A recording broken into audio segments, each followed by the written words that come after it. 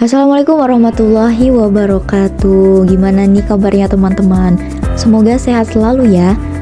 Nah, sebelumnya perkenalkan, aku Eva Elpiana. Aku mahasiswi dari Prodi Komunikasi dan Penyiaran Islam. Di sini aku akan membahas salah satu materi ya yang ada di mata kuliah teori-teori komunikasi. Apa sih yang akan kita bahas? Yaps, betul, komunikasi interpersonal. Nah, sebelum kita membahas komunikasi interpersonal lebih dalam lagi, apa sih yang teman-teman ketahui tentang komunikasi itu? Ya, komunikasi itu sangat penting ya teman-teman bagi semua aspek kehidupan manusia, dimana komunikasi ini dapat mengekspresikan gagasan, perasaan, harapan, dan kesan kepada sesama, serta memahami gagasan, perasaan, dan kesan terhadap orang lain. Nah, komunikasi ini juga tidak hanya mendorong perkembangan kemanusiaan yang utuh ya, tetapi juga menciptakan hubungan sosial yang sangat diperlukan dalam kelompok sosial, apapun itu. Nah, komunikasi juga memungkinkan terjadinya kerjasama sosial, membuat kesepakatan-kesepakatan penting, dan yang lainnya. Individu yang terlibat dalam komunikasi memiliki latar belakang sosial, budaya, dan pengalaman psikologis yang berbeda-beda. Nah, itu ya pengertian dari komunikasi dan peran penting bagi aspek kehidupan manusia. Nah, selanjutnya kita akan membahas tentang komunikasi interpersonal itu sendiri. Nah, komunikasi interpersonal itu adalah komunikasi yang terjadi antara dua orang atau lebih, yang biasanya tidak diatur secara formal. Dalam komunikasi interpersonal ini, setiap partisipan menggunakan semua elemen dari proses komunikasinya. Misalnya, masing-masing pihak akan membicarakan latar belakang dan pengalaman masing-masing dalam percakapan tersebut. Komunikasi interpersonal juga adalah komunikasi yang melibatkan dua orang atau lebih, atau setiap pihak dapat menjadi pemberi dan pengirim pesan sekaligus pada waktu yang bersamaan. Proses komunikasi interpersonal juga memiliki beberapa ciri-ciri yang khas loh teman-teman. Apa aja sih ciri-cirinya? Nah, yang pertama yaitu feedback bersifat langsung. Yang kedua, tanggapan komunikan dapat segera diketahui. Yang ketiga, terkait dengan aspek hubungan. Yang keempat, pesan biasanya lebih pribadi. Dan yang kelima yaitu yang terakhir, face to face. Oke, selanjutnya kita masuk ke teori-teori komunikasi interpersonal. Untuk yang pertama yaitu untuk teori komunikasi interpersonal yang pertama yaitu ada teori interaksi simbolik atau symbolic interaction theory. Nah, tokoh utamanya itu adalah George Herbert Mead 1863 sampai 1931, yang dimana inti utama teori ini menjelaskan bahwa perilaku seseorang dipengaruhi oleh simbol yang diberikan oleh orang lain. Demikian pula, perilaku orang tersebut melalui pemberian isyarat berupa simbol, maka kita dapat mengutarakan perasaan, pikiran, maksud, dan sebaliknya dengan cara membaca simbol yang ditampilkan oleh orang lain. Untuk teori komunikasi interpersonal yang kedua, yaitu ada teori pelanggaran harapan. Nah, teori ini juga disebut sebagai teori penyimpangan dugaan, yang dimana tokoh utamanya adalah Jude Kaburgan. Teori ini awalnya dinamakan non-verbal expectation violation theory. Namun, Burgon kemudian menghilangkan non-verbal menjadi expectation violation theory. Karena teori tersebut kini mengkaji masalah melebihi wilayah komunikasi non-verbal. Nah, inti dari teori pelanggaran harapan ini menyatakan bahwa orang memiliki harapan mengenai perilaku non-verbal orang lain. Ekspektasi atau dugaan ini berbentuk berdasarkan norma-norma sosial maupun pengalaman kita sebelumnya dengan orang lain dan situasi di mana perilaku tersebut terjadi. Dugaan ini dapat melibatkan hampir semua perilaku nonverbal, misalnya kontak mata, jarak, dan sudut tubuh. Teori yang ketiga yaitu ada teori penipuan antar individu.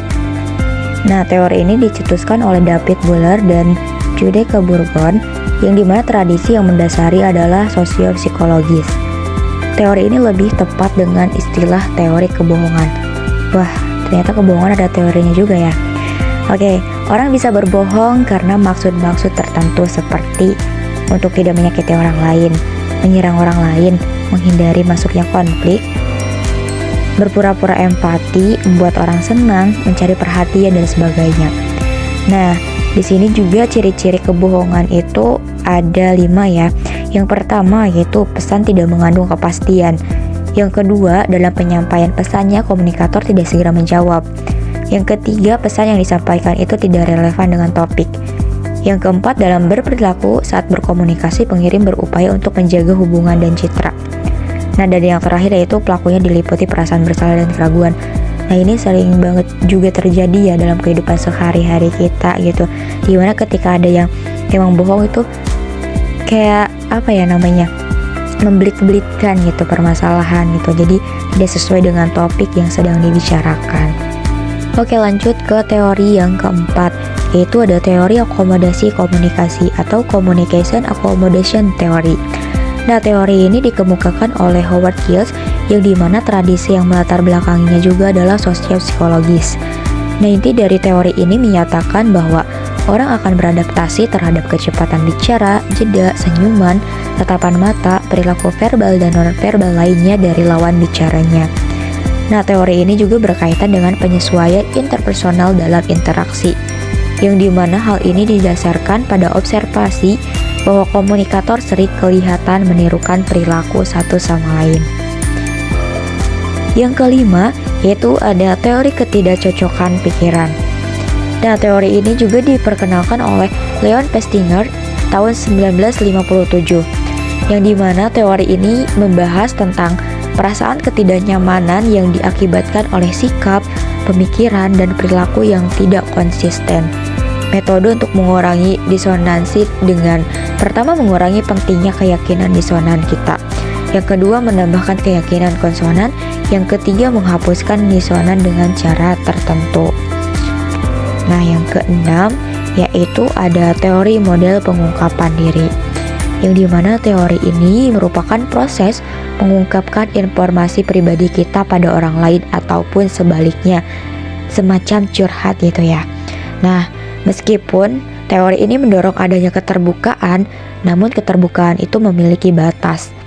Pengaturan batasan memerlukan pertimbangan dan pikiran. Orang membuat keputusan mengenai bagaimana dan kapan untuk memberitahu, dan mereka memutuskan mengenai bagaimana merespon permintaan orang lain. Nah, teori ini dikemukakan oleh Sidney Girard dan Joseph Loeb.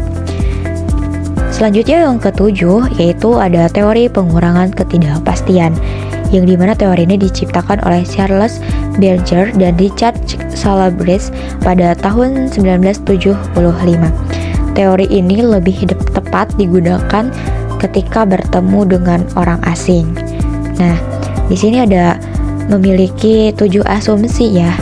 Yang pertama yaitu seseorang mengalami ketidakpastian dalam hubungan interpersonal. Yang kedua, ketidakpastian adalah suatu keengganan, yang bisa membangkitkan stres. Yang ketiga yaitu ketika orang asing bertemu, yang mereka perhatikan pertama kali adalah mengenai pengurangan ketidakpastian atau menambah kemampuan memprediksikan. Yang keempat yaitu komunikasi interpersonal adalah proses perkembangan yang terjadi melalui beberapa tahapan. Yang kelima, komunikasi interpersonal itu adalah penekanan gitu, pemaknaan pertama dari pengurangan ketidakpastian. Nah, yang keenam, kuantitas dan sifat dasar dari informasi yang diberikan seseorang berubah setiap waktu. Nah, yang ketujuh yang terakhir yaitu memungkinkan untuk memprediksi perilaku seseorang dari sebuah penampilan. Teori yang kedelapan yaitu ada teori atribusi, di mana teori ini diperkenalkan oleh Harold Kelly, Robert Barron, dan Don Byrne, yang dimana asumsi dasar teori ini adalah perilaku orang lain dan kita disebabkan karena adanya motif, maksud, dan karakteristik dengan melihat masing-masing perilakunya. Nah, dalam teori ini dikenal ada 2 hal yang menyebabkan munculnya setiap perilaku dari pihak-pihak yang berinteraksi, yaitu yang pertama kausalitas, yang mencakup konsensus, konsistensi, dan kekhasan. Yang kedua yaitu kejujuran atau pendapat umum dan keuntungan. Teori yang ke-9 yaitu ada teori penetrasi sosial, yang dimana teori ini diperkenalkan oleh Irwin Altman dan Dana Steiner. Asumsi dasar dari teori ini adalah mengukur sejauh mana tingkat kedekatan kita dengan orang lain berdasarkan lapisan-lapisan yang diibaratkan Altman dan Taylor seperti irisan bawang. Nah, irisan-irisan itu terbagi ke dalam 3 lapis. Yang pertama adalah lapisan terluar, terbuka untuk umum. Yang kedua, lapisan semi-private, hanya pada orang-orang tertentu. Dan yang terakhir, yang ketiga, yaitu lapisan private, yang dimana tidak terlihat dan tidak bisa dijamah oleh orang lain, tapi amat berdampak pada diri seseorang. Yang ke-10 itu ada teori dialektika relasional. Teori ini dikembangkan oleh Baxter dan Montgomery, yang dimana asumsi dasar dari teori ini adalah hubungan tidak bersifat linear melainkan fluktuasi yang terjadi antara keinginan yang kontradiktif. Yang kedua yaitu hidup berhubungan ditandai dengan adanya perubahan dengan sejalannya waktu. Yang terakhir yaitu ada kontradiksi merupakan fakta fundamental dalam hidup berhubungan yang tidak pernah berhenti untuk menimbulkan ketegangan. Kita dapat mengelola ketegangan dan oposisi dengan cara yang berbeda-beda, tetapi kedua hal ini selalu ada dalam hidup berhubungan. Nah, komunikasi ini sangatlah penting dalam mengelola, mengorganisasikan, dan menegosiasikan kontradiksi-kontradiksi dalam hubungan secara baik. Yang ke-11 ada teori pertukaran sosial. Pencetus teori ini adalah Thibaut dan Kelly, di mana asumsi dasar dari teori ini mengibaratkan proses interaksi manusia seperti pertukaran barang dan jasa, dan mempertimbangkan aspek biaya dan imbalan atau reward. Jika imbalan dirasakan tidak cukup atau lebih banyak dari biaya, maka interaksi kelompok akan diakhiri, atau individu-individu yang terlibat akan mengubah perilakunya. Sebaliknya, jika biaya yang dikeluarkan lebih sedikit dibanding dengan reward yang didapat, hubungan akan berjalan konstan. Yang ke-12 yaitu ada teori hubungan aku, Anda, dan aku, benda. Nah, teori ini dikembangkan oleh Martin Buber. Corak hubungan fundamental antar manusia menurut Martin ialah aku, Anda, dan hubungan aku benda. Dalam prakteknya, teori hubungan ini melahirkan implikasi terhadap respon dan apresiasi antara pihak-pihak yang terlibat dalam proses komunikasi. Yang ke-13 yaitu ada teori kesantunan. Nah, di mana teori ini dikembangkan oleh Brown dan Levinson. Intinya dalam proses interaksi, orang menggunakan strategi kesantunan. Indikator sederhananya kesantunan dalam wajah. Dalam hal ini bukan berarti rupa fisik, namun wajah dalam artian public image, atau mungkin padanan kata yang tepat adalah harga diri dalam pandangan masyarakat. Yang ke-14 yaitu ada teori manajemen makna terkoordinasi. Teori ini dikembangkan oleh Peirce dan Cronin, yang dimana teori ini didasarkan pada konsep-konsep komunikasi, realitas sosial, dan makna. Inti dari teori ini adalah dalam proses interaksi melalui pengiriman dan penerimaan pesan, orang berusaha untuk menggunakan berbagai acuan untuk mengkonstruksi dan mengkoordinasikan makna. Nah, asumsi dasar teori ini ada 3, yaitu yang pertama, manusia hidup dalam komunikasi. Yang kedua, manusia saling menciptakan realitas sosial. Yang ketiga, yaitu transaksi informasi tergantung kepada makna pribadi dan interpersonal. Teori yang ke-15 yaitu ada teori keseimbangan. Teori ini dikembangkan oleh Fritz Heider dan Theodor Winkelmann pada tahun 1949. Asumsi dasar teori ini adalah orang akan berusaha mengurangi tekanan-tekanan dalam proses interaksi dengan melakukan langkah-langkah persuasi atau membujuk orang lain. Nah, komunikasi pada dasarnya adalah proses menjaga dan memelihara keseimbangan hubungan. Tanpa adanya keseimbangan ini, interaksi akan mengalami kemacetan dan kegagalan. Keseimbangan dapat juga dimaknai sebagai proses penyesuaian diri terhadap lawan bicara dengan memahami situasi kondisi karakter lawan bicara. Teori yang ke-16 yaitu ada teori pendekatan interaksi. Teori ini dikenal dengan nama interactional view yang dikembangkan oleh Paul tahun 1967. Asumsi dasar teori ini menyatakan bahwa semua proses komunikasi bersifat komplementer. Keadaan hubungan bergantung kepada bagaimana setiap pihak membangun rangkaian komunikasi di antara mereka. Interaksi dalam pendekatan teori ini dapat dilihat dari aksioma pola komunikasi keluarga, yaitu kita tidak boleh tidak berkomunikasi. Manusia berkomunikasi secara analogik dan digital. Komunikasi mengandung isu dan hubungan. Hubungan menerangkan kandungan. Yang ke-17 yaitu ada teori konstruktivisme. Teori ini bermula dari gagasan Jean Piaget dan Vygotsky.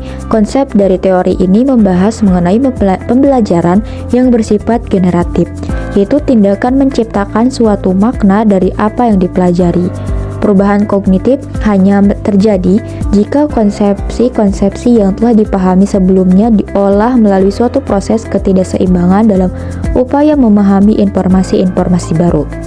Nah, pengetahuan seseorang adalah bentuk konstruksi orang itu sendiri. Contohnya, mahasiswa membaca, membuat tugas, dan mencari referensi agar mendapat pengetahuan bukan hanya dari dosen.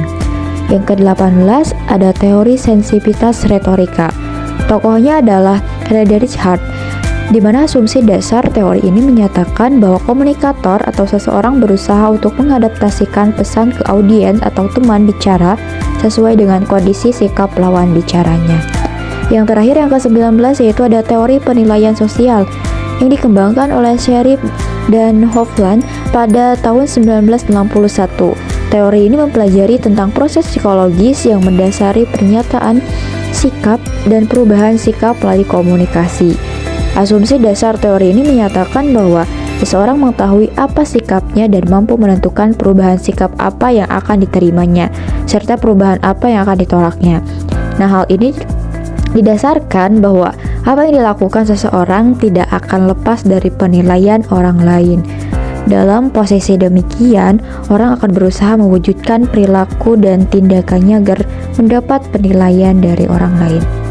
Nah, itulah teman-teman 19 teori-teori komunikasi interpersonal, dan dapat disimpulkan bahwa komunikasi interpersonal itu sebenarnya merupakan satu proses sosial di mana orang-orang yang terlibat di dalamnya saling mempengaruhi. Komunikasi ini juga merupakan komunikasi dari mulut ke mulut yang terjadi dalam interaksi tatap muka antar beberapa pribadi. Komunikasi interpersonal juga dianggap paling efektif loh, karena dalam hal ini upaya mengubah sikap, perilaku, atau pendapat seseorang karena sifatnya yang dialogis atau berupa percakapan. Komunikator bisa mengetahui tanggapan dari komunikan saat itu juga. Adapun karakteristik dari komunikasi interpersonal itu diantaranya bersifat spontan, tidak berstruktur, kebetulan, tidak mengejar tujuan yang direncanakan, identitas keanggotaan tidak jelas dan terjadi sambil lalu. Selain itu juga, karena konteksnya yang bertatap muka secara langsung, komunikasi interpersonal memiliki beberapa karakteristik khusus. Yang pertama yaitu arus pesan dua arah. Konteks komunikasi yang dua arah yaitu pasti ya teman-teman. Terus juga tingkat umpan baliknya tinggi. Seperti yang di awal juga kan memiliki feedback ya yang di teori yang pertama itu. Nah, selanjutnya juga kemampuan mengatasi selektivitasnya tinggi, kecepatan jangkauan terhadap halayak relatif lambat, dan efek yang terjadi perubahan sikap.